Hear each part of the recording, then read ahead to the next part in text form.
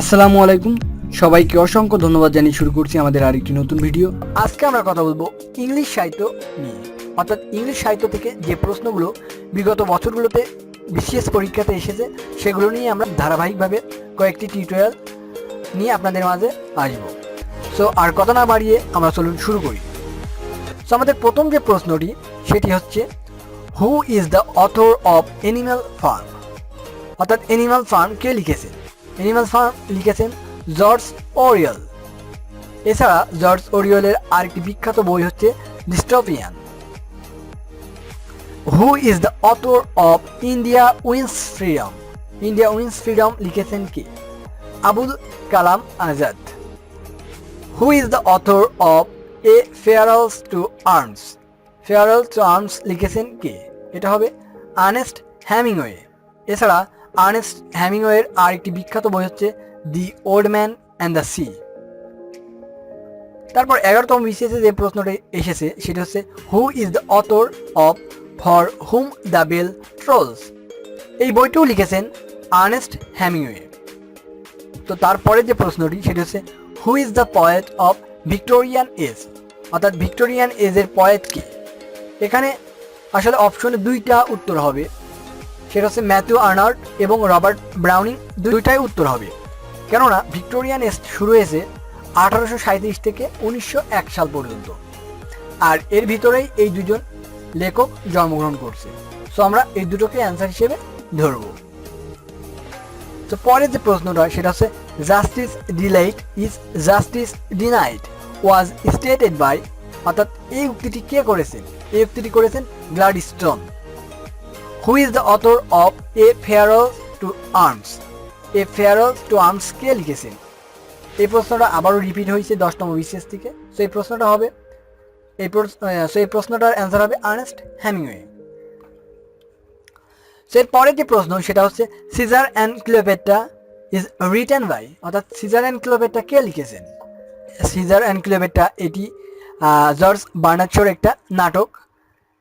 এছাড়া George Bernard Shaw লিখেছেন man and Superman.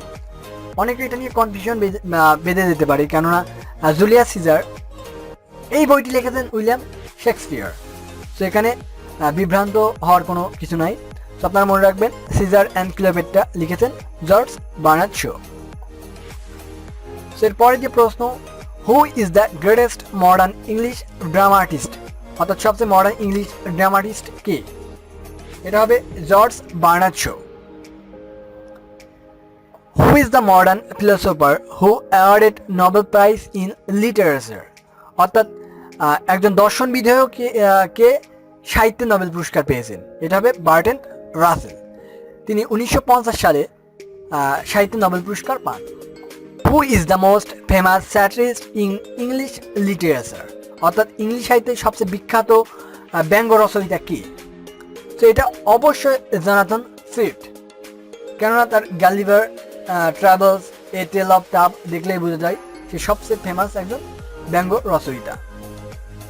এরপর 13তম বিসিএসে আসছে, দি রেইনবো ইজ? রেইনবো কি? আসলে রেইনবো হচ্ছে ডিএইচ লরেন্সের একটি বিখ্যাত নভেল। অর্থাৎ ডেভিড হার্বার্ট লরেন্স, তার আরেকটি বিখ্যাত বই হচ্ছে সন্স অ্যান্ড লাভার। পরের যে প্রশ্ন, Tom Jones by Henry Fieldings was published in? অর্থাৎ টম জন্স একটা বই যেটা হেনরি ফিল্ডিংসের কর্তৃক প্রকাশিত হয় কত সালে? এটা মূলত প্রকাশিত হয় 1749 সালে লন্ডনে, অর্থাৎ first half of the 18th century. The Literary work Kubla Khan is? Kubla খান আসলে এটা হচ্ছে এস.টি. কোলরিজের একটি বিখ্যাত ভার্স। এছাড়া এস.টি. কোলরিজের বিখ্যাত আরেকটি বই হচ্ছে the rime of ancient mariner. T S. Eliot was born in? অর্থাৎ টমাস ইস্টার্ন ইলিয়ট জন্মগ্রহণ করে কোথায়? তিনি জন্মগ্রহণ করে মূলত আমেরিকাতে, অর্থাৎ ইউএসএতে 1888 সালে। What was the real name of a great American short story writer O Henry? O হেনরির প্রকৃত নাম কি ছিল? তার প্রকৃত নাম ছিল William Sydney Porter. Paradise lost attempt to, অর্থাৎ প্যারাডাইস লস্ট হচ্ছে জন মিল্টনের একটা বিখ্যাত বই। আর এই বইয়ে বলা হয়েছে justify the way God to man. 14তম বিসিএসে আবারও প্রশ্ন, 13তম বিসিএসের প্রশ্নটি রিপিট আসছে। What was the real name of great American short story writer O Henry? O হেনরির প্রকৃত নাম উইলিয়াম সিডনি পোর্টার। সো এই ছিল আজকে আমাদের সাহিত্যের কর্মের উপর প্রথম টিউটোরিয়াল, অর্থাৎ যে প্রশ্নগুলো বিগত বছরগুলোতে এসেছে সেগুলোর অ্যানালাইসিস। তো আশা করি এই টিউটোরিয়ালটি আপনাদের অনেক ভালো লেগেছে। পরবর্তীতে আমরা ধারাবাহিকভাবে সমস্ত বিসিএসে যে প্রশ্নগুলো এসেছে সেগুলো নিয়ে আলোচনা করব। সো আশা করি আমাদের সাথে থাকবেন। সবাই ভালো থাকবেন, ধন্যবাদ।